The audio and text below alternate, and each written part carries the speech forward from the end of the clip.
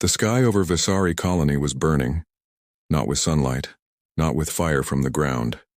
It was burning with the light of enemy warships, hundreds of them, hanging in the dark like teeth in a closing mouth. Their engines glowed a dull red, the color of blood left too long in the cold. Below, in a small underground control room, Elder Tanis Vey stood in front of a cracked screen. Her hands were shaking, but her voice was steady. She had learned long ago that fear could shake your hands, but it did not have to shake your words. "How many left?" she asked. A young technician named Ordo looked up from his console. His face was pale. 211, he said, out of 11,000. Tanis closed her eyes for 1 second. Only one. She did not have time for more. The Visari were not a warrior people. They were farmers, builders, singers. Their colony sat on a small moon at the edge of known space, far from the busy trade routes, far from the wars that other species fought over resources and pride. For 300 years, they had lived quietly, growing their crops under 2 suns, teaching their children the old songs. Then the Carthox Empire found them. The Carthox did not want land. They did not want resources. They wanted something simpler and colder. Control. They believed that any species too weak to defend itself did not deserve to keep its freedom. And the Vesari, with their farms and their songs, were weak. Or so the Carthox believed. For 11 days, the Carthox fleet had circled Visari colony, sending down soldiers, burning fields, taking prisoners. The Visari had no real army. They had a few old ships, borrowed weapons, and stubborn hearts. It was not enough. It was never going to be enough. "Elder," Ordo said quietly, "the last of our defense ships are gone. The enemy will land within the hour." Tanis nodded slowly. She had known this moment was coming. She had prayed it would not, but she had known. "Then we do the only thing left to do," she said. "We send the signal." Long ago, before the Carthox had even known Visari colony existed, the elders of the colony had installed something strange in their old communication tower, a deep space beacon built using ancient technology traded from a dying merchant many decades before. It was said to be able to send a message far beyond their small corner of the galaxy, into regions no one from Visari had ever seen. No one really knew if it still worked. No one had ever needed to try. Now, with enemy ships filling the sky, Tanis walked to the tower herself. Ordo followed, carrying a small case that held the last power cell strong enough to activate the beacon. Inside the tower, dust floated in the weak emergency lights. The old machine sat silent, waiting like it had been waiting for this exact moment for 100 years. Tanis placed her hand on the console. Her fingers trembled, not from fear this time, but from the weight of what she was about to do. This message might travel for centuries and reach no one, or it might reach someone who did not care. Or worse, it might reach someone who wanted the Visari suffering for their own amusement. But doing nothing was worse than any of those outcomes. "Elder," Ordo whispered. "What do we even say?" Tanis thought for a long moment. Outside, the ground shook as enemy ships broke through the last of the colony's shields. She pressed the record button. "This is Elder Tanis Vey of Visari colony," she said, her voice calm despite everything. "We are a small people. We have no weapons worth fearing, no army worth mentioning. We only wanted to live in peace. Today, the Carthox Empire will destroy everything we have built. If anyone receives this message, anyone anywhere, please help us. Or if you cannot help us, remember that we existed. Remember that we tried to survive." She paused. "We do not know who you are. We do not know if you will ever hear this. But we are asking anyway because it is the only thing left we can do." She pressed send. The old beacon groaned, then hummed, then roared to life with a burst of light that filled the tower. A signal shot upward, faster than any ship, cutting through the dark sky, past the burning wreckage of Visari's defense fleet, past the Carthox warships out into the endless black of space. It kept going, and going, and going. Behind it, the Carthox soldiers broke down the tower door. The signal traveled for 6 years. It passed dead stars and empty planets. It passed through regions of space where no ship had gone in centuries. It passed a black hole, bending slightly around its edge but never stopping. Space did not care about the message inside it. Space only knew how to carry things forward, endlessly, silently. 6 years is a long time. On Vasari Colony, whatever was going to happen had already happened, long before the signal reached anyone at all. The moon had gone quiet. The songs had stopped. But the signal did not know that. It did not know anything. It simply kept moving, carrying the last words of a dying people into the dark, waiting for someone, anyone, to listen. And then, on the edge of a quiet, mostly forgotten system, something did. The system was called Halvanar Reach by the few species who bothered to map it. It was not important. No major trade routes passed through it. No valuable resources sat beneath its planets. Most star charts barely mentioned it at all. But 3 years ago, a new colony had been built there. A small one, recently formed. Its people were still considered new to the wider galaxy, young, unproven, mostly unknown outside their own solar system. Their name was Earth. Humans had only recently begun expanding beyond their home system. To most alien species who had heard of them at all, humans were a curiosity. Strange, loud, oddly emotional creatures who had somehow built working starships despite having no ancient empire, no long history of space war, no grand fleet passed down through centuries. Many species did not take them seriously. The Kerthok's empire, far away and unaware of Halvanar Reach's tiny outpost, certainly did not think of humans at all. Why would they? Humans were nothing. New, small, insignificant. That was about to change. Deep inside a small research and monitoring station near Halvanar Reach, an alert blinked quietly on a screen. A young human officer named Corporal Mara Ilson frowned at her console. She was 24 years old, newly assigned to deep space signal monitoring, mostly a quiet, boring job. Most days, nothing happened. Static. Old cosmic noise. Sometimes a stray radio wave from some ancient event, long since faded into meaninglessness. But this signal was different. "Sir," she said, turning to her station commander, an older man named Lieutenant Commander Reyes. "I'm picking up something. It's structured, it's not random noise." Reyes walked over, arms crossed. "Define structured." "It's a message," Mara said, eyes wide. "An actual message. Encoded, but I think I can clean it up." For the next 20 minutes, Mara worked quickly, her fingers moving across the console, filtering out static, correcting distortion caused by the signal's long journey through space. Slowly, painfully, a voice began to form. It was weak, broken in places, but it was there. "This is Elder Tanis Vey of Vasari Colony." The whole room went silent. They listened to the entire message. The desperate plea, the calm voice trying not to show fear, the final words. "We do not know if you will ever hear this, but we are asking anyway, because it is the only thing left we can do." When it ended, no one spoke for several seconds. Finally, Reyes broke the silence. "How old is this signal?" Mara checked the data. Her stomach tightened. "Based on decay and distance calculations, 6 years, sir. Maybe longer." 6 years, Reyes repeated quietly. "They could already be gone." "Yes, sir," Mara said. "They probably are." The room was quiet again. On any other ship in any other command, this might have been the end of it. A sad message from long ago, filed away, forgotten.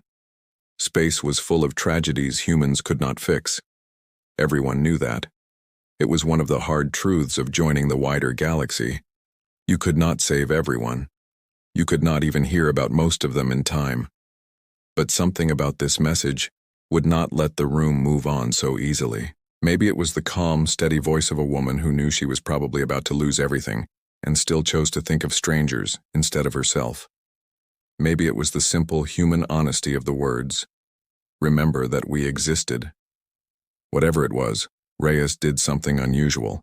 He picked up the comm and contacted his superiors. Word of the signal moved quickly through human command channels. first to the regional fleet office, then higher, until it reached Fleet Admiral Corinne Blake, one of the highest-ranking officers in the newly formed Earth Defense and Exploration Fleet. Blake was known among her crew for two things. She made decisions fast, and she rarely explained herself until after she had already acted. She listened to the recording twice. Then she called for a full briefing. "This colony," she said to the officers gathered around the table, "is likely already destroyed. We don't know their location precisely. The signal degraded over distance, and we'll need time to calculate a probable point of origin. We don't know who attacked them.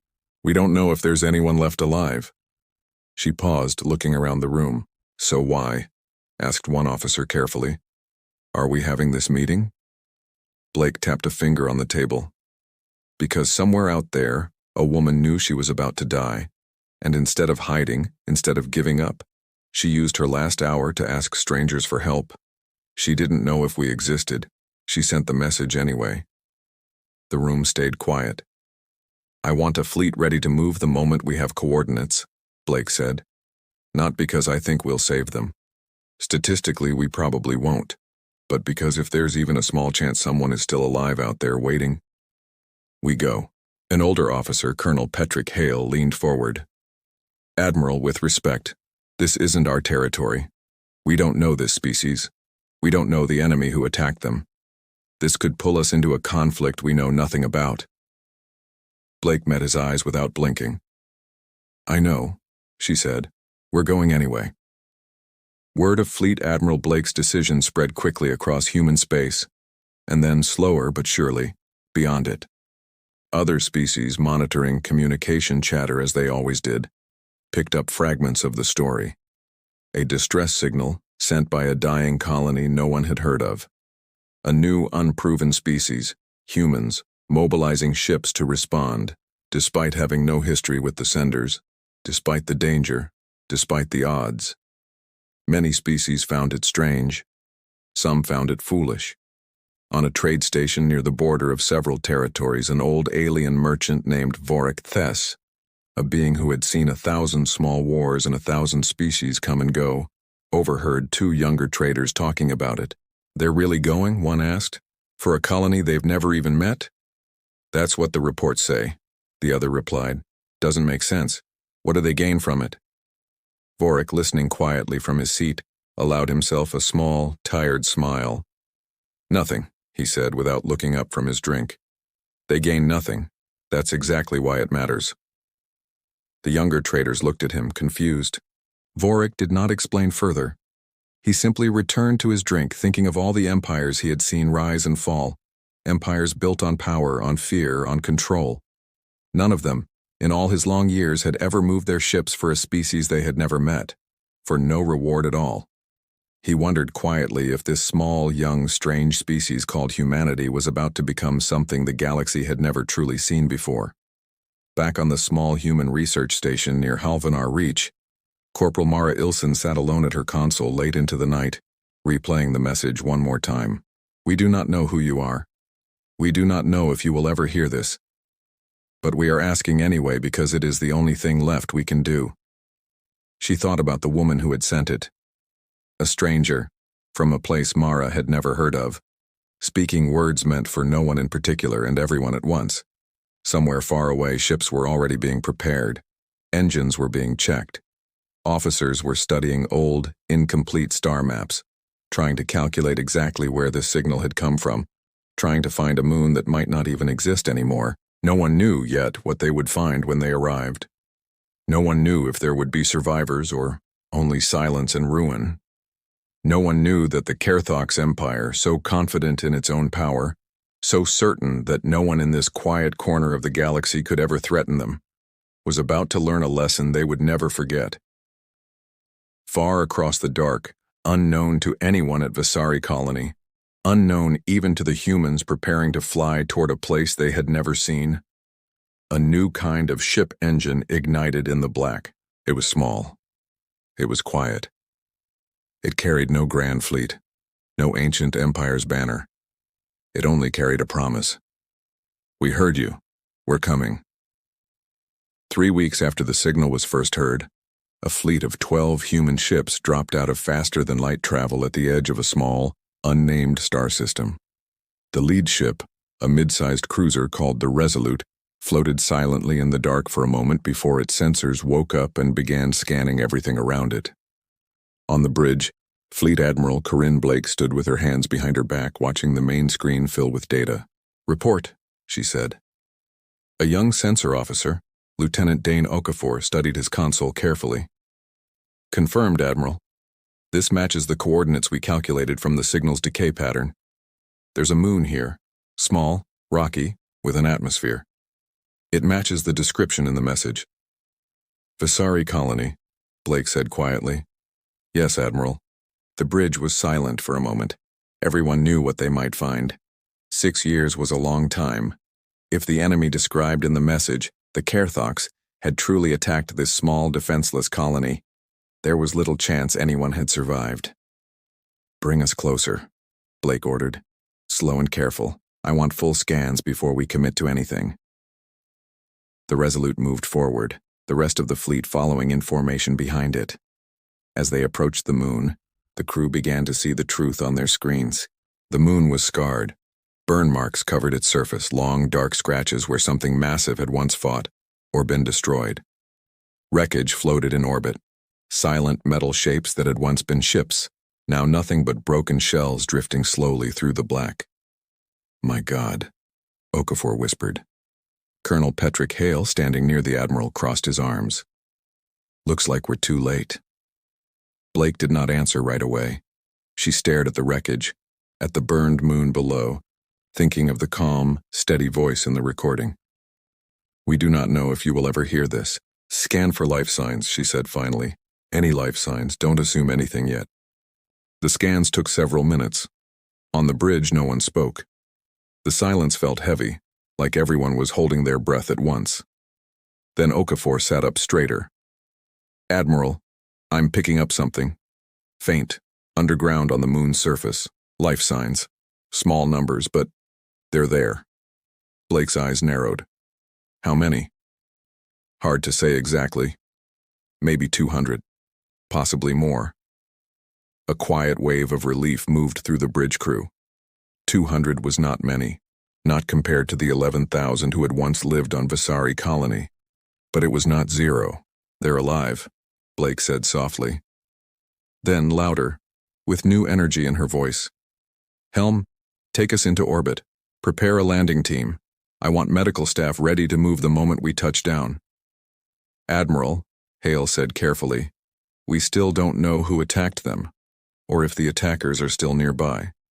This could be a trap. This could be dangerous." Blake turned to him. "Colonel, 200 people have been hiding underground for 6 years waiting for someone, anyone, to answer a message they probably assumed no one ever heard. I am not going to sit in orbit and debate the risk while they wait a moment longer than they have to." Hale held her gaze for a second, then nodded. "Understood, Admiral." On the surface of the moon, deep beneath the scarred, broken ground, the last survivors of Vesari colony lived in darkness. Their underground shelter had once been a storage facility, built long ago for emergencies no one thought would ever really happen. Now it was home to 211 Visari, farmers, teachers, children, the old and the young, all that remained of a people who had once sung songs beneath 2 suns. Among them was Ordo, the young technician who had once stood beside Elder Tanis Vey as she sent the final signal into space.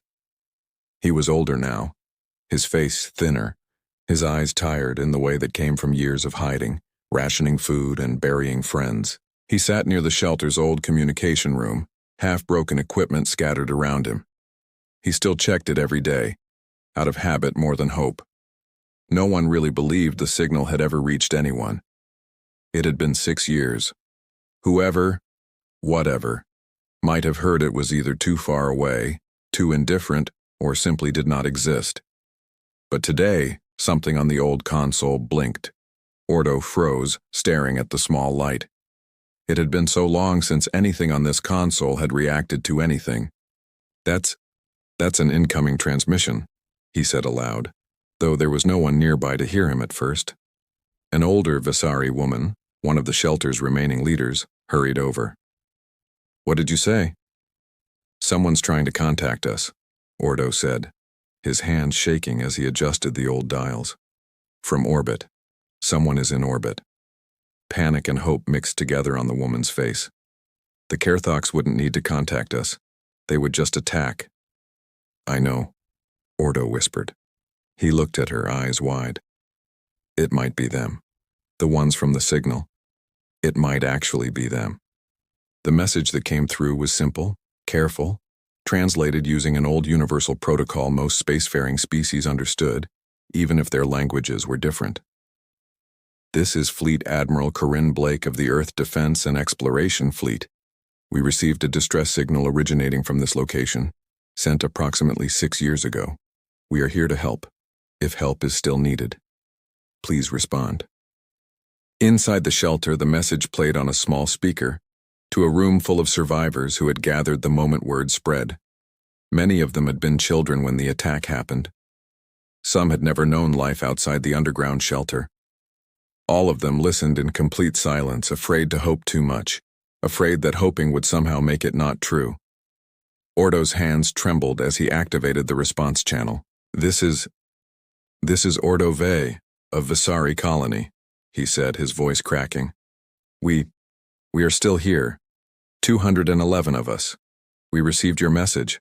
We don't understand. It's been 6 years. We thought—" He stopped, unable to finish the sentence. There was a brief pause on the other end. Then Admiral Blake's voice came through, calm and steady. "We're sorry it took so long to reach you. The signal traveled a long distance. We came as soon as we understood what it meant. We're sending a landing team down now with medical supplies and food. You are not alone anymore." In the shelter, someone began to cry. Then another. Then slowly, quiet sounds of relief spread through the room. Not celebration exactly. Not yet, but something close to it. Something like the first breath after holding your breath for 6 long years. The human landing team touched down within the hour. 20 soldiers and medical personnel, led by Lieutenant Commander Reyes, the same officer who had first heard the signal months before, made their way carefully down into the underground shelter. What they found broke their hearts.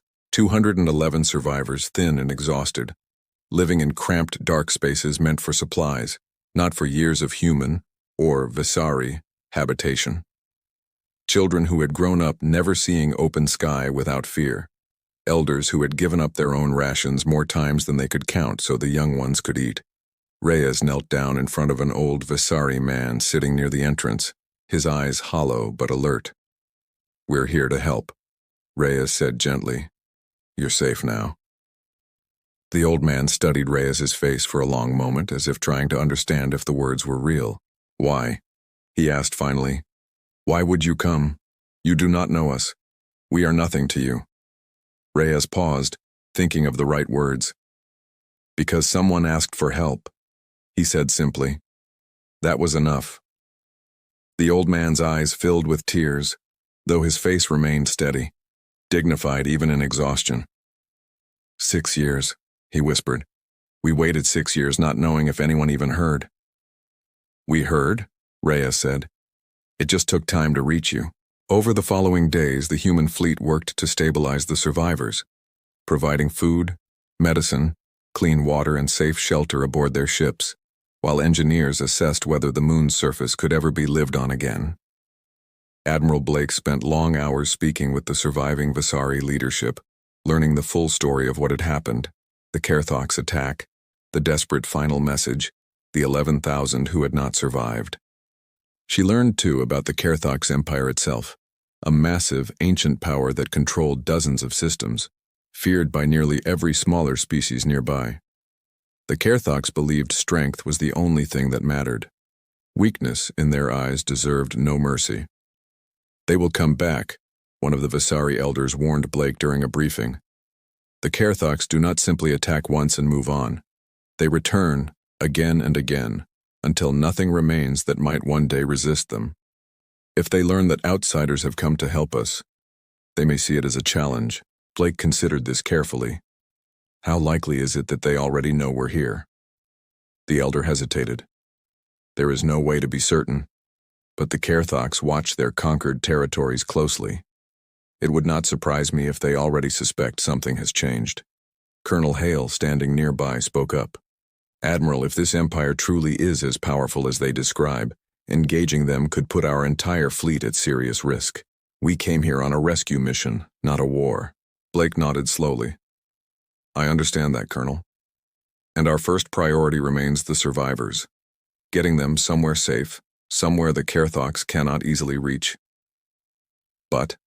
Hale asked, sensing there was more. Blake looked toward the view screen, toward the dark, silent space beyond it. But if the Kerthoks come back while we're still here, we won't run. Word of humanity's arrival at Visari Colony did not stay quiet for long. News moved quickly across trade routes and communication networks, passed from species to species, station to station.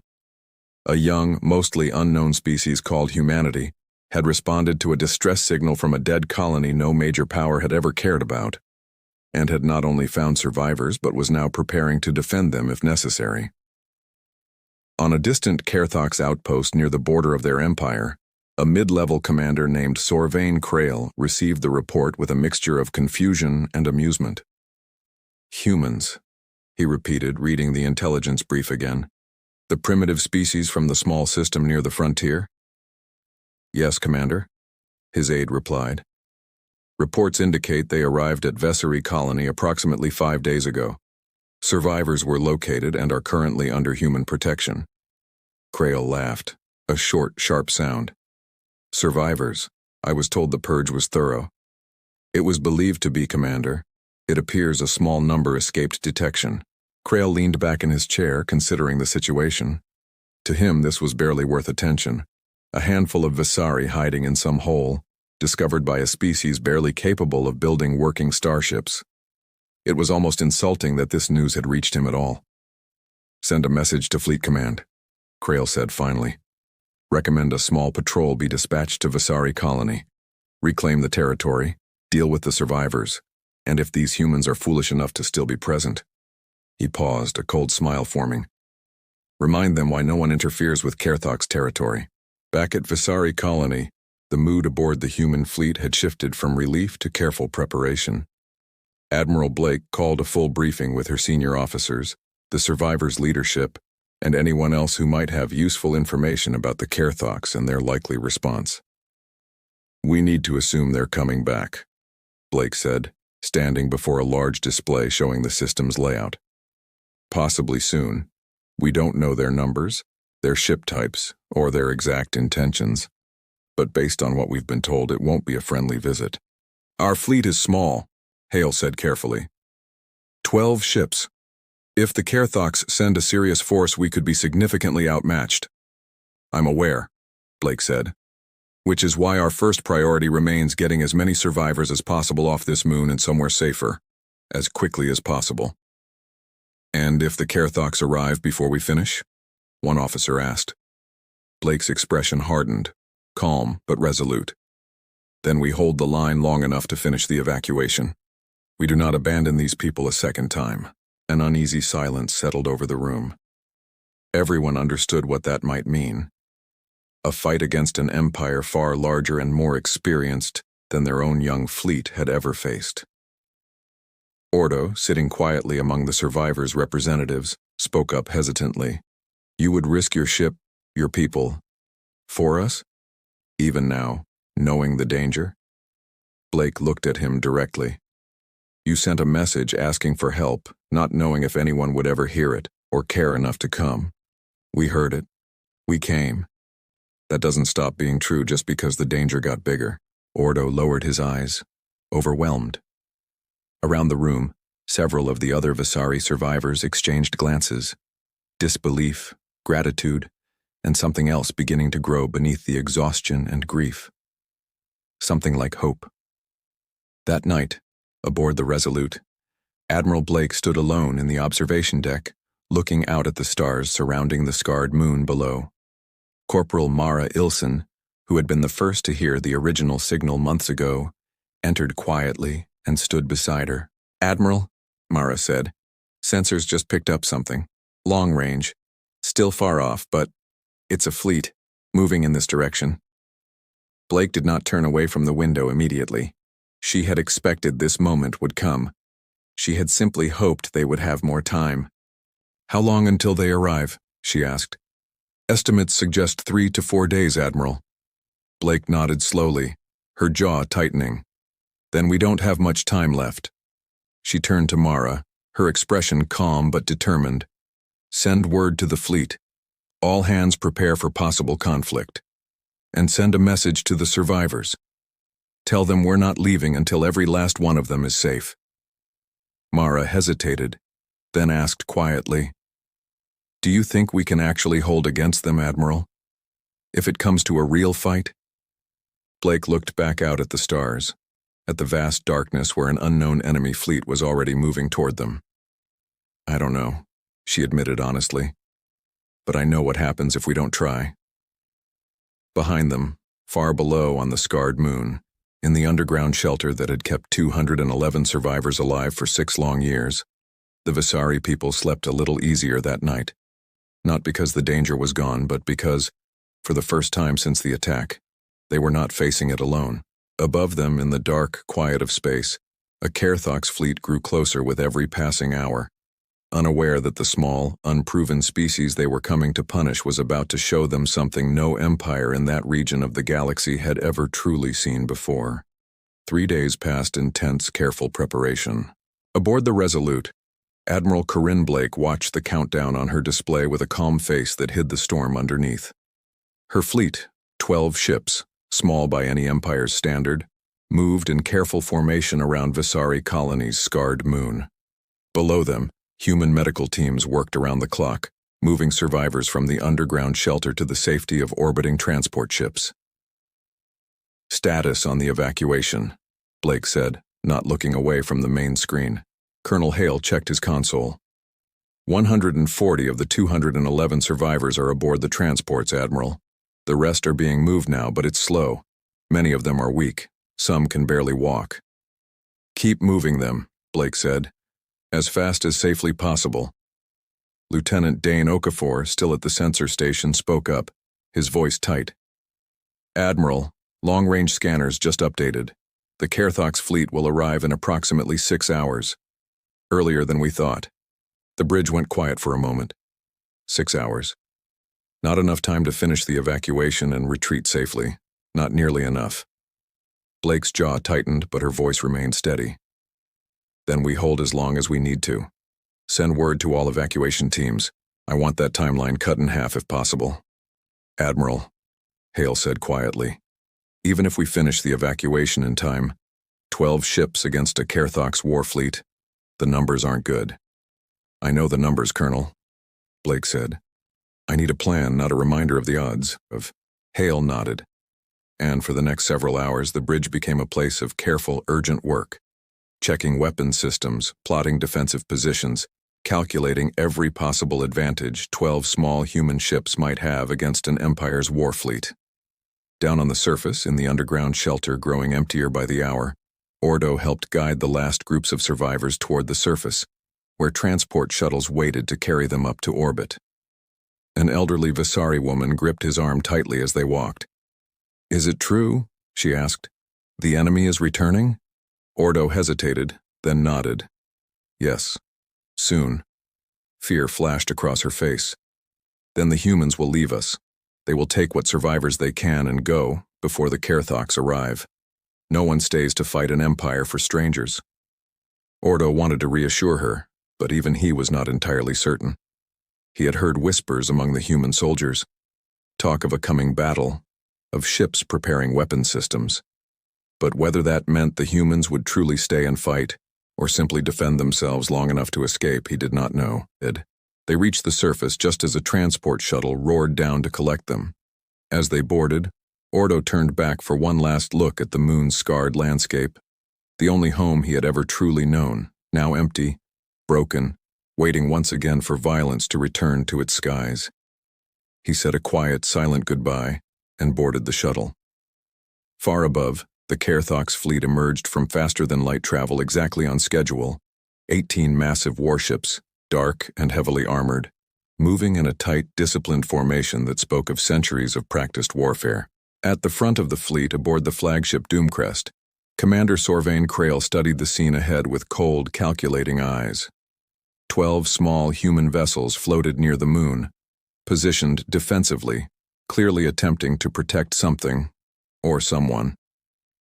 They actually stayed, Krail said, a note of surprise beneath his usual arrogance. His aide, standing nearby, nodded. It appears so, Commander. Scans confirm human transport ships still present near the moon's surface. Evacuation seems to be ongoing. Krail allowed himself a thin smile. How curious. A species barely capable of interstellar travel, choosing to stand between an empire and its rightful territory. He shook his head slowly. Foolish. Or perhaps simply naive. Orders, Commander? Krail's smile faded into something colder. Open a channel. I want to speak with whoever leads this human fleet. Aboard the Resolute, the channel request appeared on Blake's console. She exchanged a brief glance with Hale before accepting it. The image that appeared showed Commander Krail, tall and imposing, his expression carrying the particular arrogance of someone who had never once faced real consequences for his actions. Fleet Admiral, Krail said, his voice smooth and mocking. I must admit I did not expect to find you still here. Most reasonable commanders would have fled the moment they detected our approach. We're not here to flee, Commander, Blake replied evenly. We're here to complete a rescue operation. Once that's finished, we'll be on our way. Krail raised an eyebrow. A rescue operation? For Visari survivors, I assume. Creatures that belong to Kerthok's territory taken without our permission. They're not property, Commander, Blake said, her voice hardening slightly. They're people, and they asked for help. Krail studied her for a long moment as if trying to understand something that genuinely confused him. You risk your ships, your crew, your species' reputation among the stars, for creatures you had never met before 3 weeks ago? Yes, Blake said simply. Krail laughed, a short, humorless sound. Remarkable, and utterly foolish. Very well, Admiral. I will offer you this one courtesy. Withdraw your ships immediately, and we will allow you to leave unharmed. Continue this rescue, and you will share whatever fate awaits the Visari. Blake did not hesitate. We're finishing what we started, Commander. If you want to stop us, you'll have to come through us first. Krail's expression shifted, amusement fading into something harder. As you wish, Admiral. Do not say I failed to warn you. The channel closed. On the Resolute's bridge, silence hung heavy for a moment. Then Blake turned to her crew, her voice calm but firm. All hands, battle stations. We hold this line until every last survivor is safely away. The Kerthok's fleet advanced. 18 warships moved forward in perfect formation, their weapon systems charging with visible energy along their hulls. Against them stood 12 human ships, smaller, less experienced, vastly outgunned by any traditional measure. But Blake had spent the last 3 days preparing for exactly this moment. Formation Delta, she ordered. Spread wide, force them to divide their firepower. Okafor, status on evacuation. 40 survivors remaining on the surface, Admiral. Estimated 10 minutes to complete extraction. Then we buy them 10 minutes, Blake said. Helm, bring us in close. I want their long-range advantage neutralized as quickly as possible. The human fleet moved with surprising speed and coordination, breaking from a simple defensive line into a series of rapid, unpredictable maneuvers. Where the Kerthok's fleet expected slow, cautious movement from an inexperienced enemy, the human ships instead darted between larger vessels, using their smaller size and superior agility to avoid direct fire while targeting weak points in the Kerthok's formation. Aboard the Doomcrest, Krail watched with growing irritation as his fleet's opening barrage missed more targets than expected. Their movement patterns, his weapons officer said, studying the chaotic battle unfolding on screen. They're not fighting like a traditional fleet. It's almost unpredictable. Adjust targeting systems, Krail snapped. Focus fire on their largest vessel. Destroy their command ship and the rest will scatter. Kerthok's warships began concentrating fire toward the Resolute, their combined firepower far beyond what any single human vessel could easily withstand. Blake felt the ship shudder as shields absorbed the first heavy impacts. Shields at 70%. Hale reported urgently. They're focusing everything on us. Then let them, Blake said, gripping the edge of her console tightly. Keep the rest of the fleet moving. Protect those transport shuttles at all costs. On the surface, the final group of survivors hurried toward the last waiting shuttle as the sky above erupted into flashes of distant weapons fire, silent, terrifying light blooming against the darkness. Ordo, already aboard an earlier transport now docked safely with the fleet, watched through a small viewport as the battle raged above the moon. He gripped the edge of his seat, unable to look away, terrified for the people still on the ground, terrified for the humans who had come so far to help strangers and were now paying a heavy price for it. Beside him, the old Vessery woman from earlier watched too, her wrinkled face tight with fear and disbelief. They're truly fighting for us, she whispered, an Empire's fleet, and they stand against it for us. Ordo said nothing, his throat too tight with emotion to speak. Below, on the moon's surface, the last shuttle lifted off, just as a stray weapon blast tore through the ground, where it had been moments before, sending dust and debris scattering across the abandoned shelter entrance. Last shuttle away, Okafor called out from his station. All survivors confirmed off the surface, Admiral.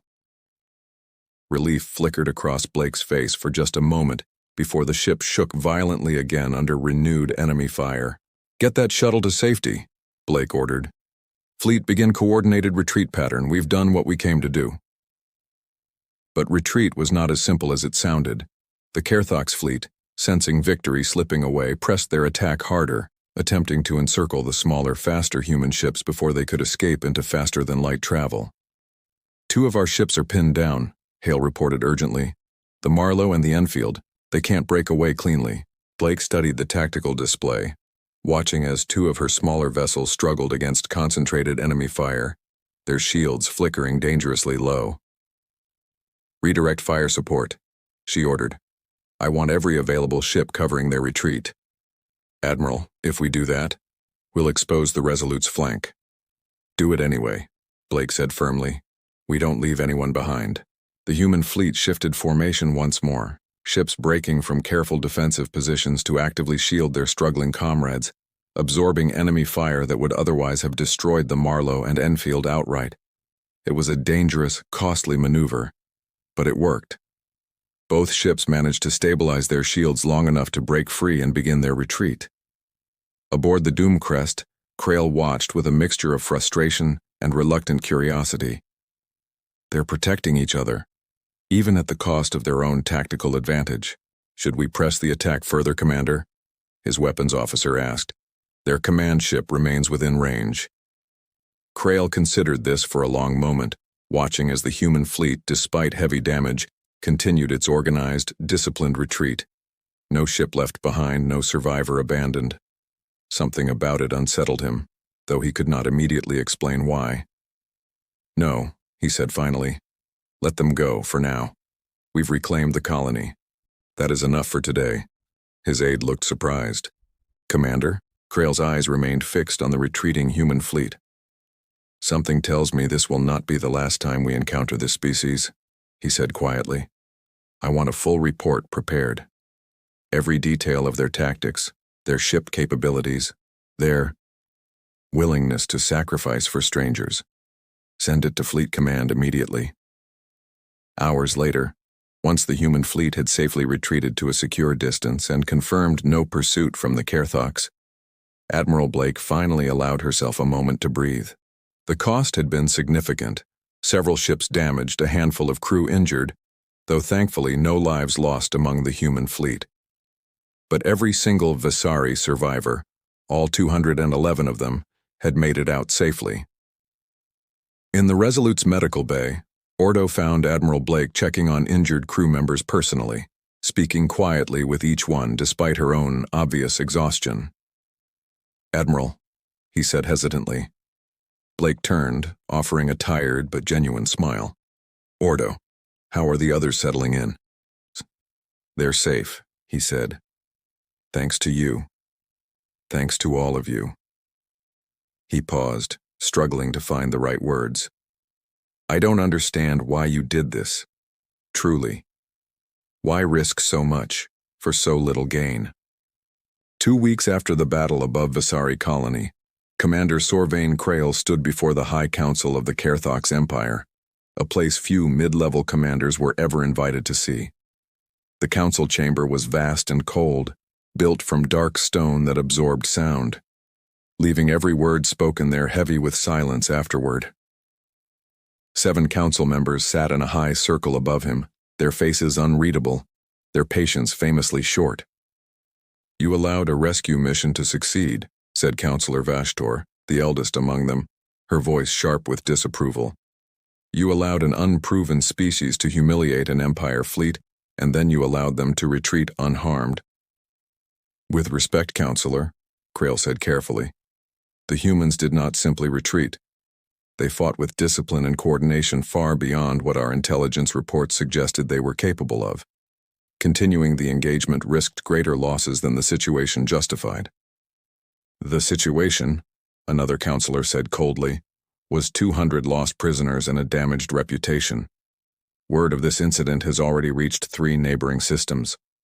Other species are talking. Krail remained silent, sensing the danger and defending himself too strongly. Vashtor leaned forward slightly. Show us the recordings.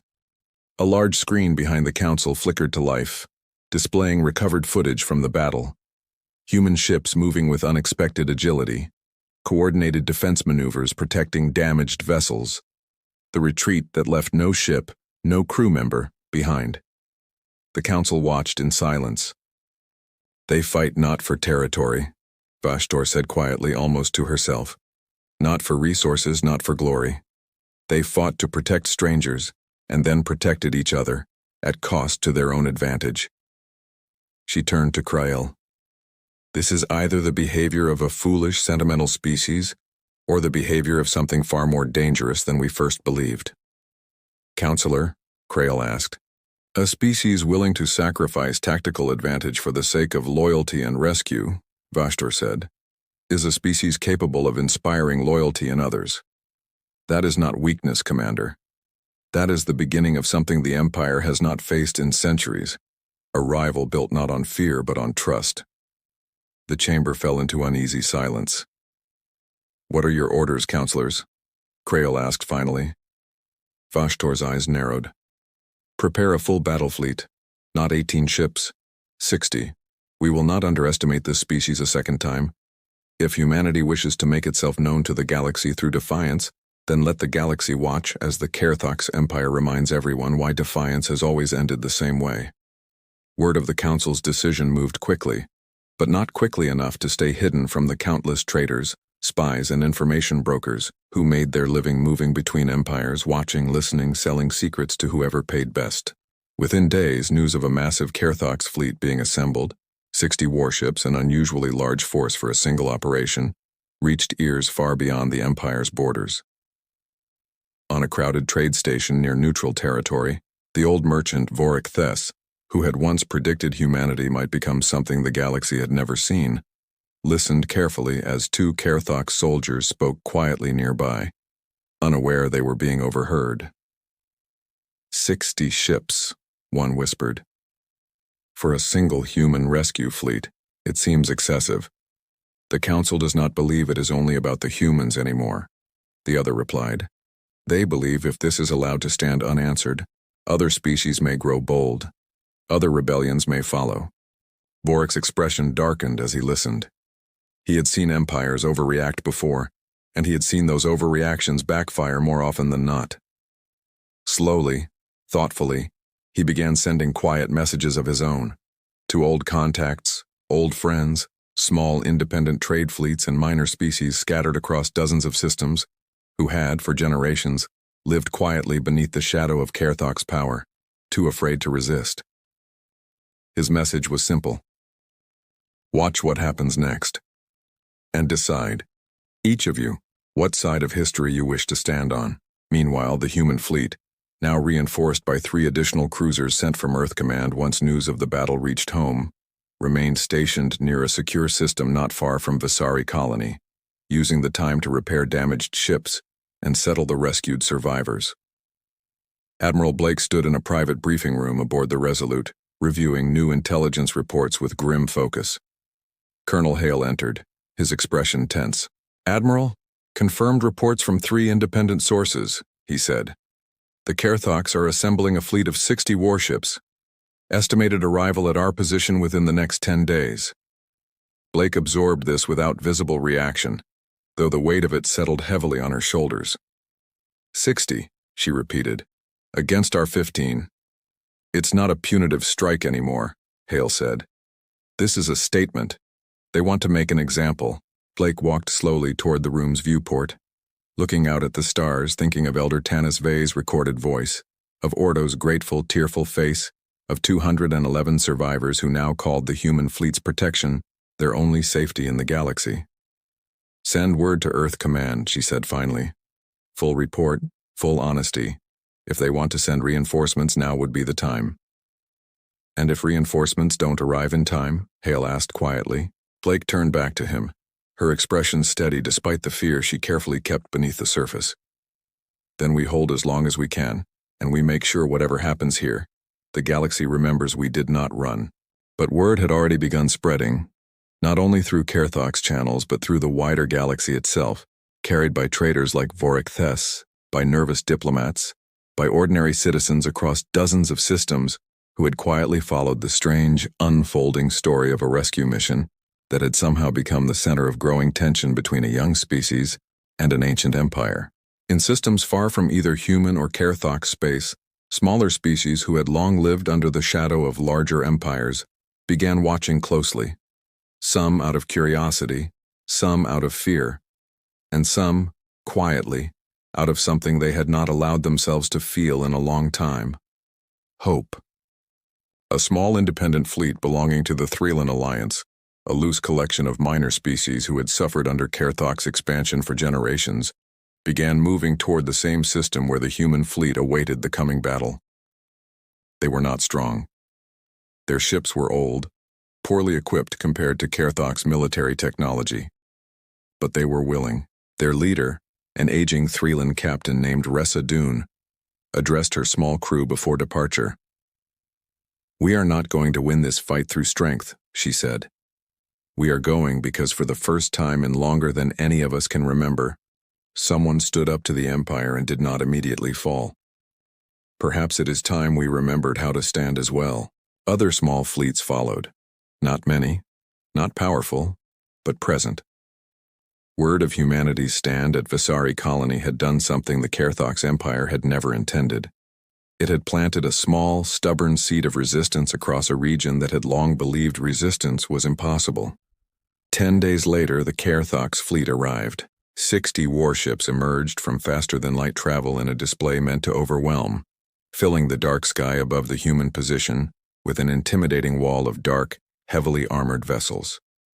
Aboard the flagship, Commander Krail watched the human fleet ahead, 15 ships small and clearly outmatched by any reasonable measure. "They haven't fled," his aide noted, surprise evident in his voice. "No," Krail said quietly. "I did not expect them to." He opened a channel, once again requesting to speak with Admiral Blake. Her face appeared on his screen, calm despite the impossible odds now facing her.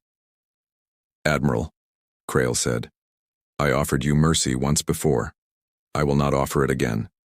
Withdraw now, and perhaps some of your ships will survive to carry word of today's events home."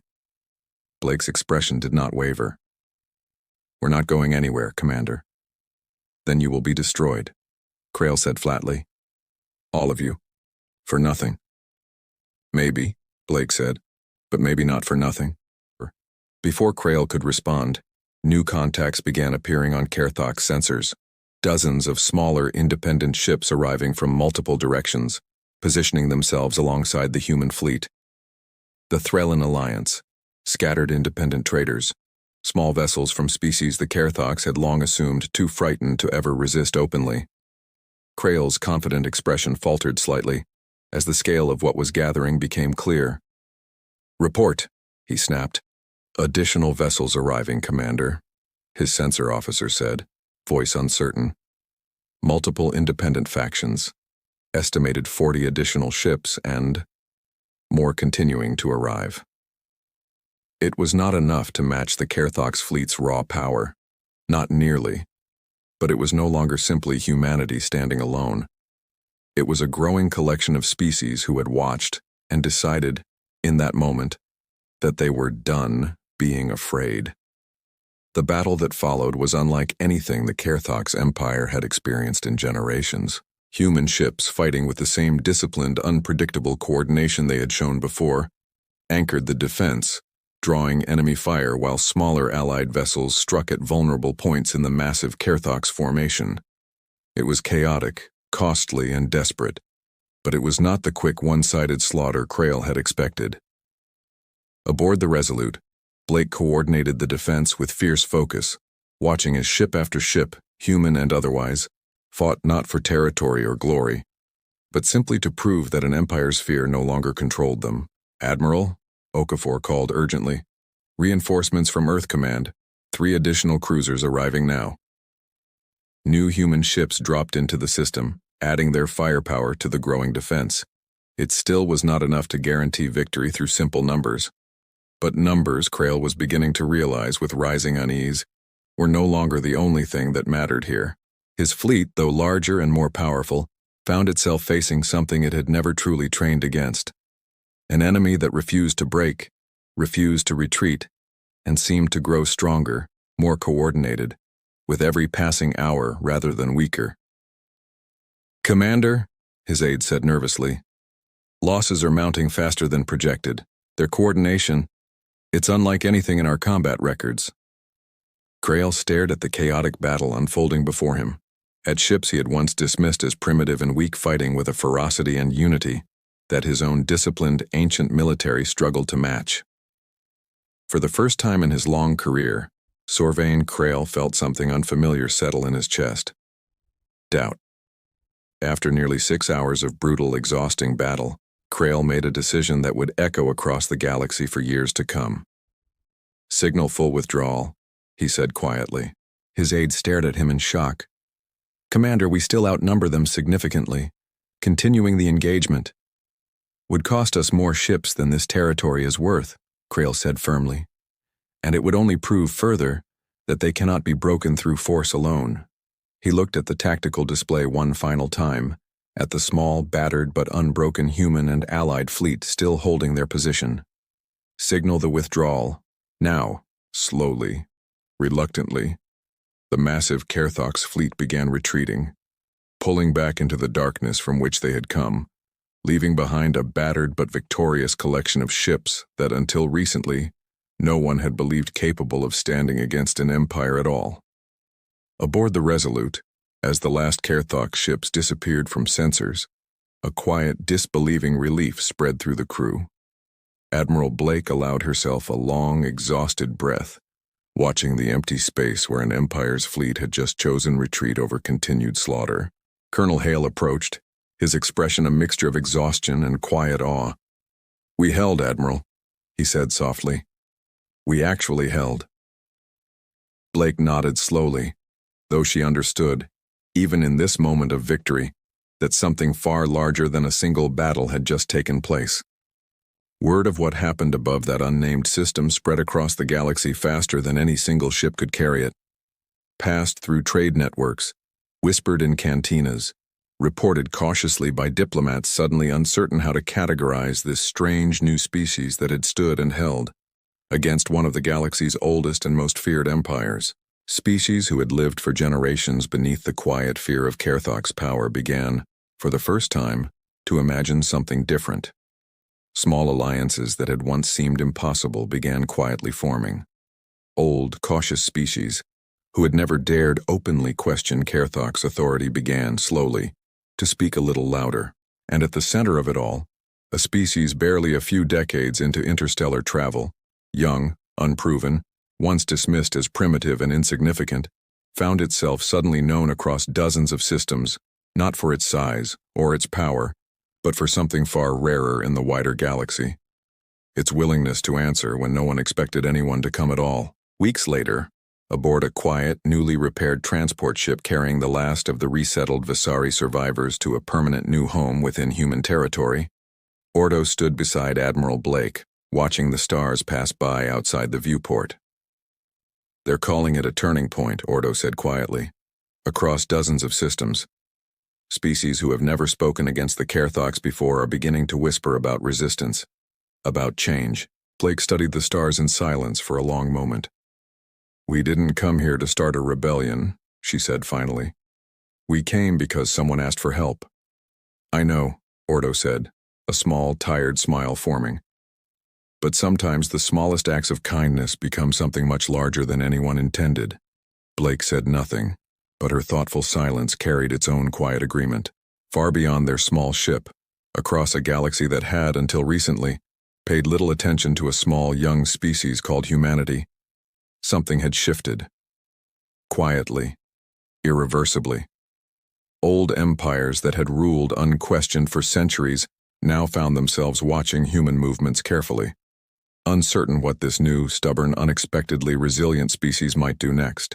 And somewhere among the vast, dark distances of unexplored space, other signals, other desperate messages from other struggling, forgotten peoples, continued traveling silently outward, carried by the same endless dark that had once carried Elder Tanis Vey's final desperate plea, waiting, as all such signals do, for someone willing to listen, waiting for humanity to answer once again.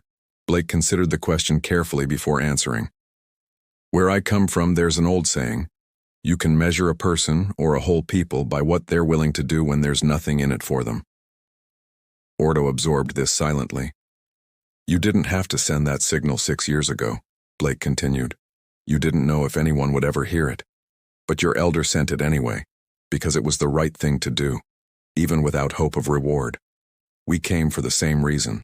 Ordo lowered his eyes, overwhelmed once again by emotion he could barely contain. "The galaxy will hear of this," he said quietly. "What you did here today. Word will spread."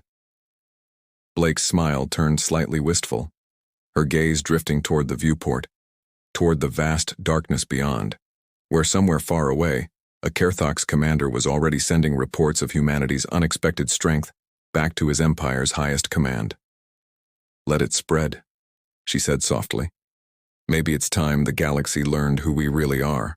Behind her, unseen and unknown to anyone aboard the Resolute just yet, something far larger than a single rescue mission was beginning to take shape.